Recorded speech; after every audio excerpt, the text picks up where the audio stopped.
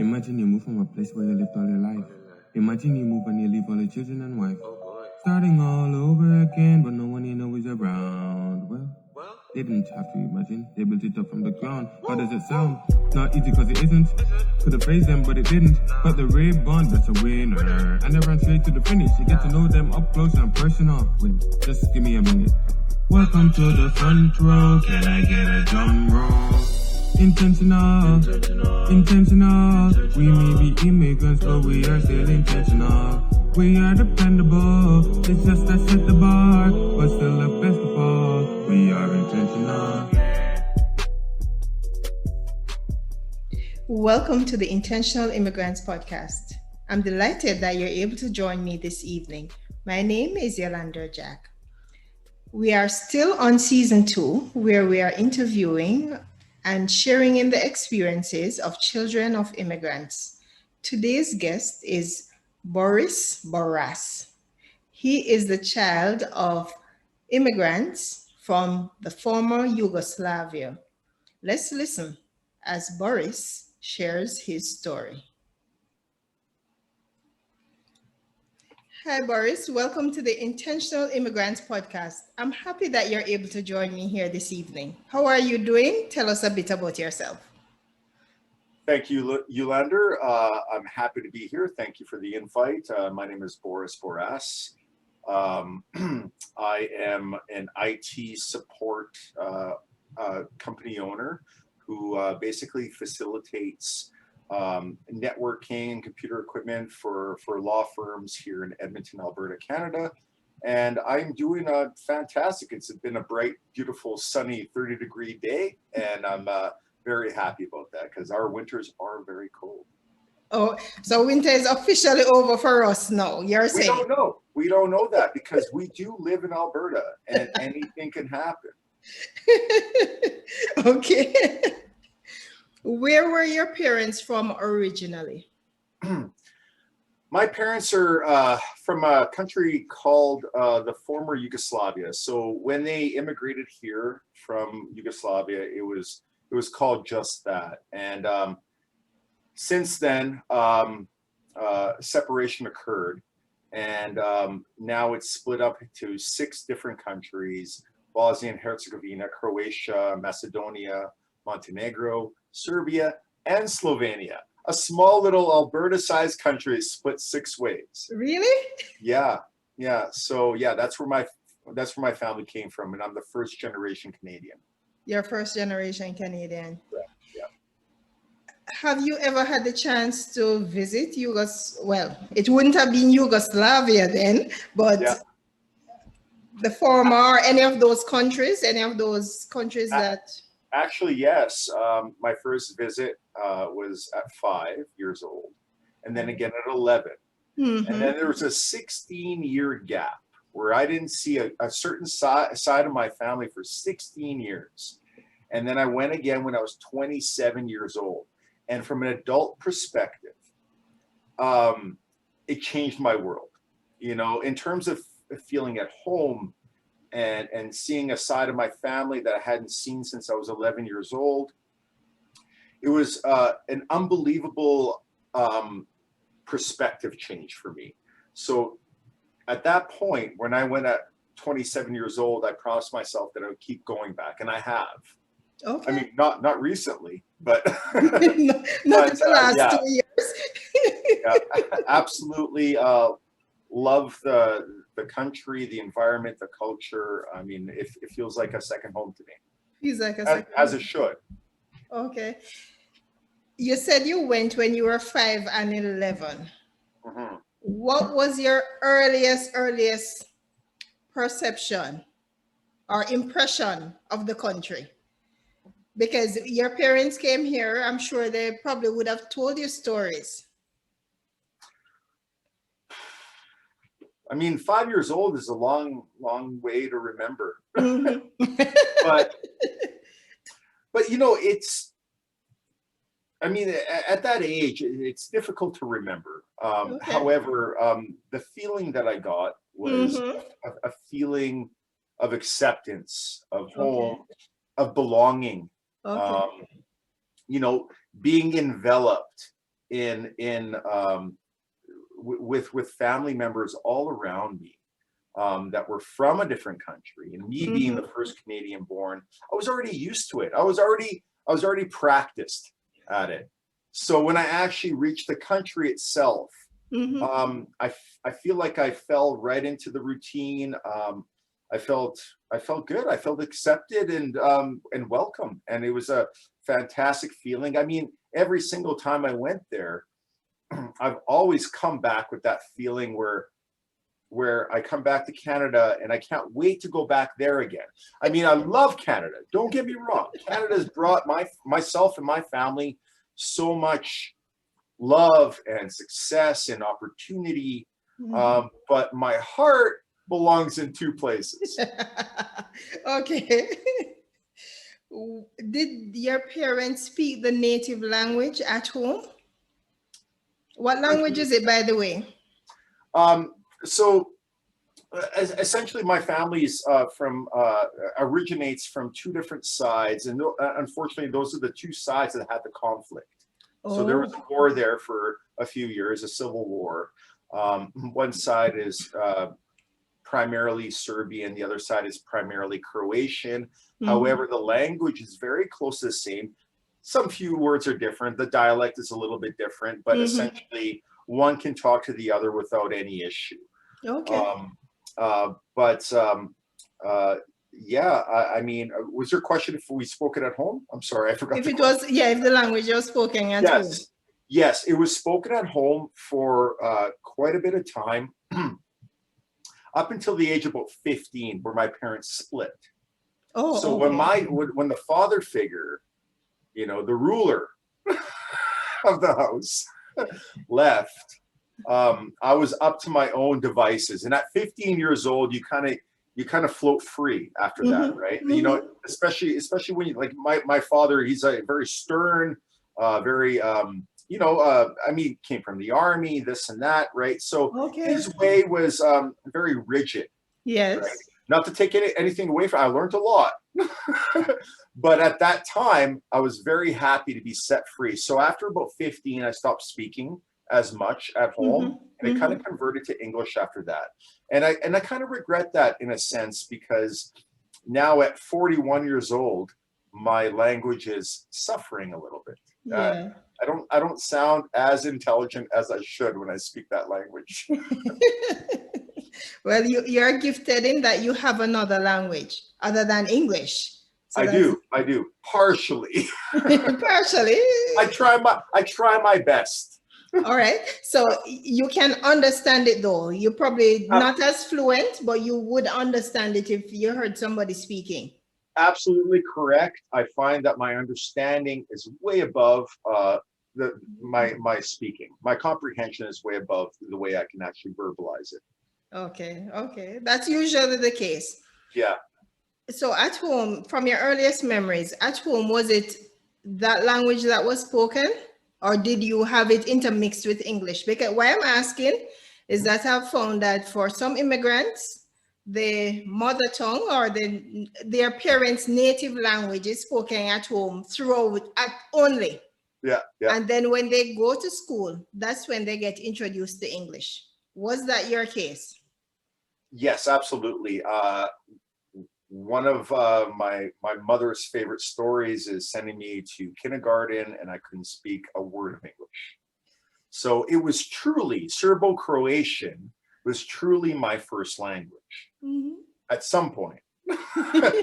and then I mean, and my family as well, they got inducted into the Canadian culture as well. So they started mixing a little bit here and a little bit there. Yeah, and then I learned the same thing, but then I was Canadian, primarily speaking English all the time outside of the home. So I mixed it even more. And I mean, it's not even a language anymore. it's some sort of weird hybrid of Eastern European and English.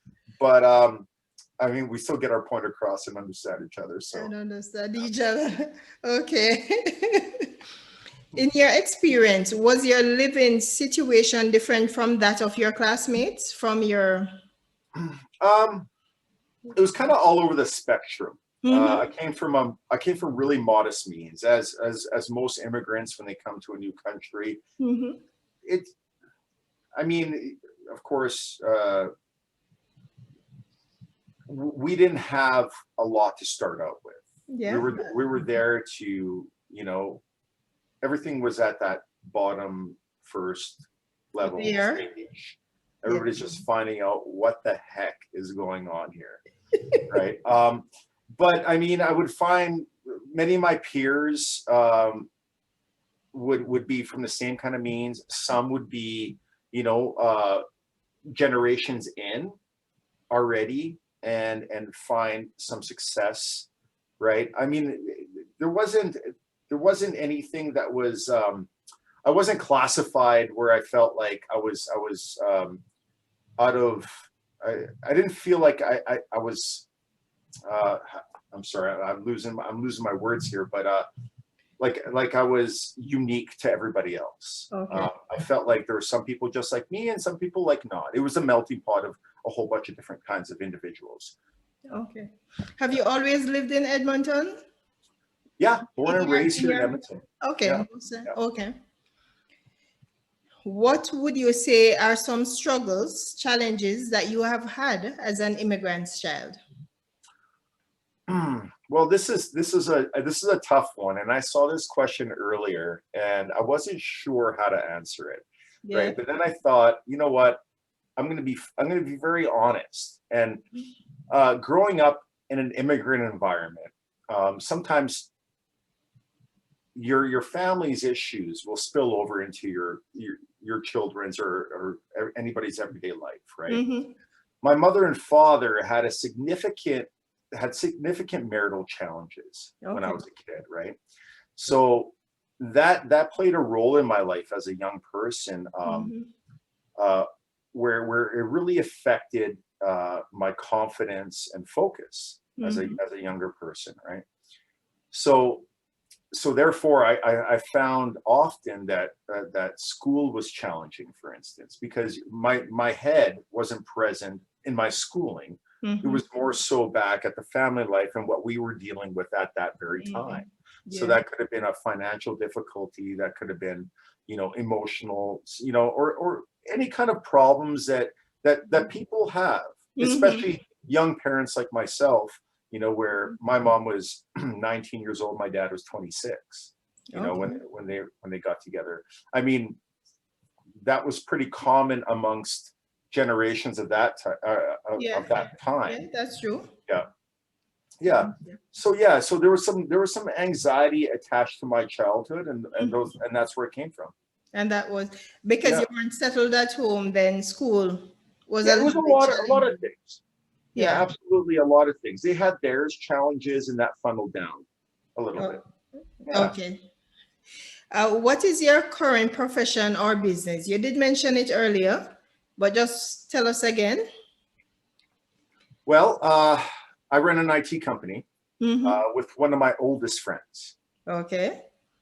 He established his company 10 years ago, and I came I came on board a little over a year ago. So basically, we provide IT solutions, from the purchase of office computers to network equipment, the installation, and the day-to-day support. So we're just basically an IT firm for any kind of business. Okay. Yeah. Why did you get involved in that particular business? Well, it started out as a passion. I was a huge nerd when I was young. Okay. Yeah. So I got my first computer when I was 14 and fell in love with it. A few years later, I started helping family and friends. And before any time, they were asking me to repair their computers. And then I got my first professional computer job when I was 20 years old. And coincidentally, that is with the guy that I'm working with now. So my first IT job, and hopefully my last IT job, is with my same friend. Okay. What would you say are some characteristics that you think you may have gotten or may have inherited from your father, from your parents? Yeah, think about it a little bit. I mean, Some of it's good, some of it's bad. And that's how they are. There are some traits that we can do without. Yeah. And then there are some that. Well, I mean, on my dad's side, stubbornness. That goes a long way in establishing a business and sticking to it. Absolutely. Right. I mean, but on the other side of the coin, there's perfectionism. Okay. So it's my way or the highway. But I'd like to think that I've evolved a little, and I could compromise. Okay. But yeah, I mean, and simple good nature kindness, I would like to say. You would say. That was, you get in those situations where you get very frustrated and mad and you want to lash out. The ability to turn that around and find a different way, a more polite, a more, something that would appease all parties. All parties, okay. Yeah. More collaborative. Yeah. I mean, Stance. there's always an easier way to say something, and hopefully it's convincing enough where everybody's happy. That's good. That's good.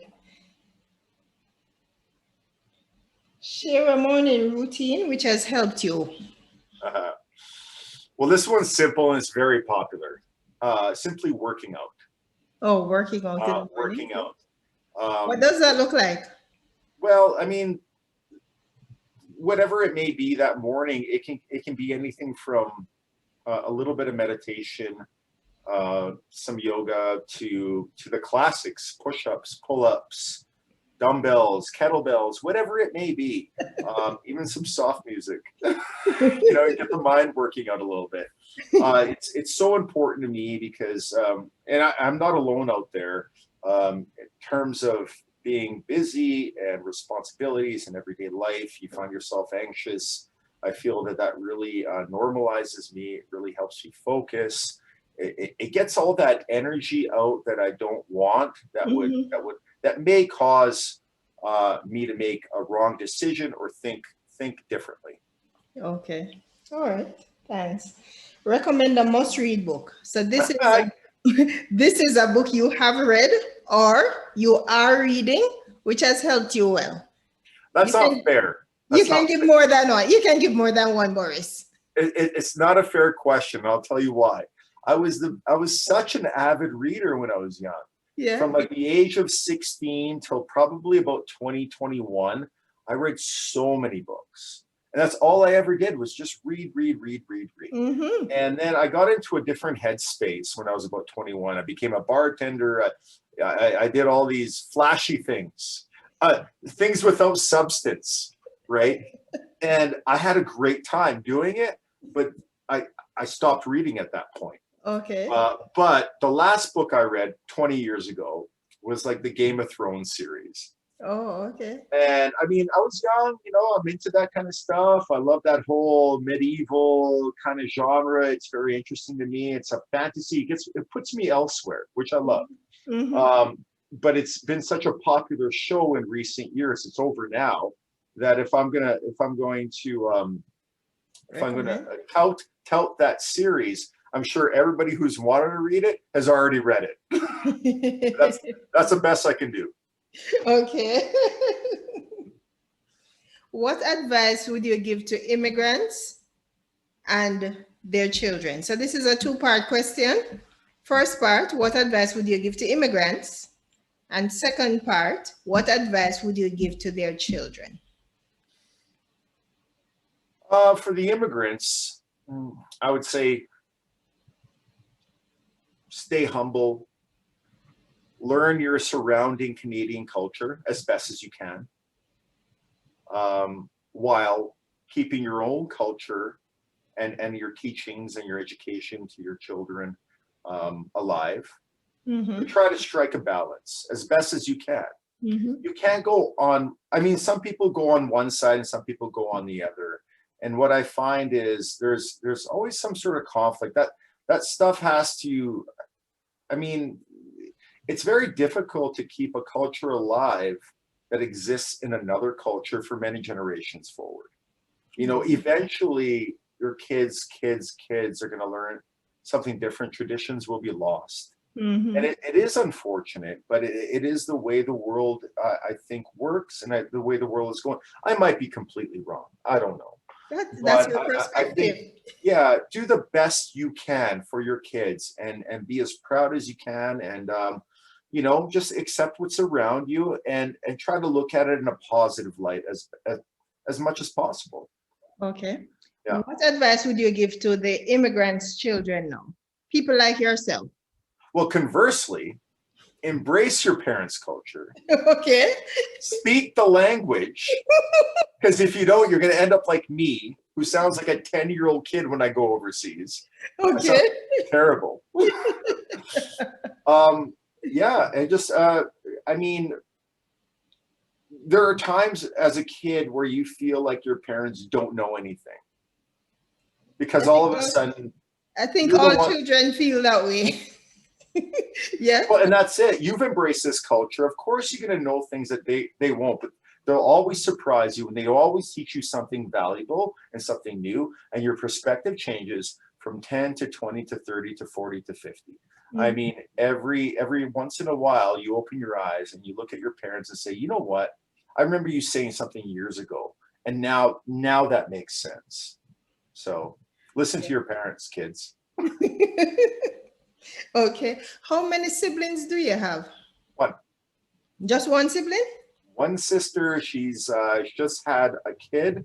I'm a new uncle. You're a new uncle? Yes. Yeah. Well, Congratulations. Thank you very much. He's turning 1 June 13th. Whoa. Super cute, great personality, eats well, smiles a lot. Perfect kid. That's nice. That's nice. I can see that you're a proud uncle. I really am. He's brought something into my life that, I mean, it's strange, right? Like you go through life and with different perspectives and different emotions, and then this new little thing. One love joy. Yeah. And then now I'm doting, and I'm not a doting kind of guy. So yeah, he's brought a lot of joy into everybody's life. Okay. Boris, if I may ask, what professions or occupations did your parents pursue when they came to? You mentioned that your father was in the army back home. Yeah. Was your mother employed, or did she? Yeah. Actually, my mother, as soon as she came to Canada in like 1978, I believe, immediately she went to beauty college. Okay. So she became a hairstylist, and quite a good one in the 80s. My mom worked for, from what I remember, one of the best salons in Edmonton for years on end. I mean, and during those times, the Oilers were winning a lot of Stanley Cups. So she did all the Oilers hair. She did a few like rock stars hair. I mean, like they're great stories to tell. Okay. But my mom, she's recently retired about 3 years ago, moved away to Kelowna.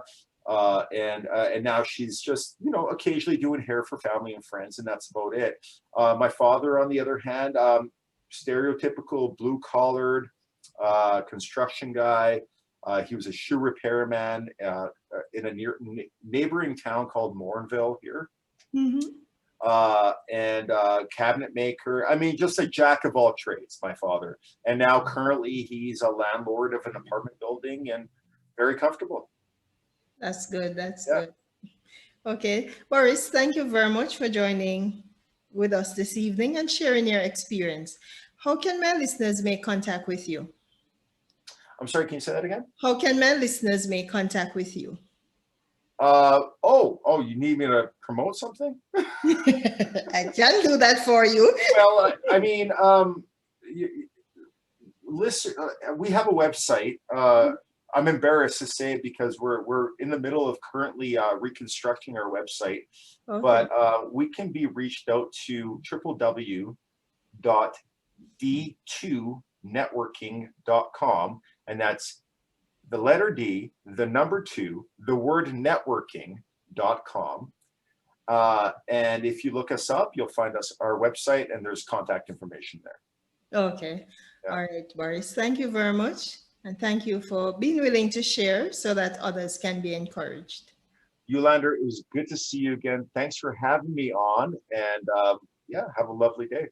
You too. Thanks. Take care. If you have been encouraged and empowered by listening to this podcast, I'm asking you, please share so that you can help others along their journey.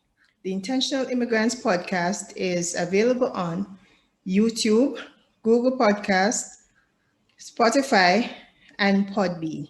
We also have a new website, and it's called intentionalimmigrants.com. Feel free to visit. Thank you to the following persons who made this podcast possible. Boris Boras, today's guest. Xavier Anderson for providing music. Until next time, I am your host, Yolanda Jack, reminding you, he who watches the wind will not sow. He who watches the clouds will not reap. Ecclesiastes 11, verse 4. You were born for greatness. Step out into your greatness so that mankind can benefit from you being here. So long, until next time. Intentional. We may be immigrants, but we are still intentional. We are dependable. It's just that set the bar, but still the best.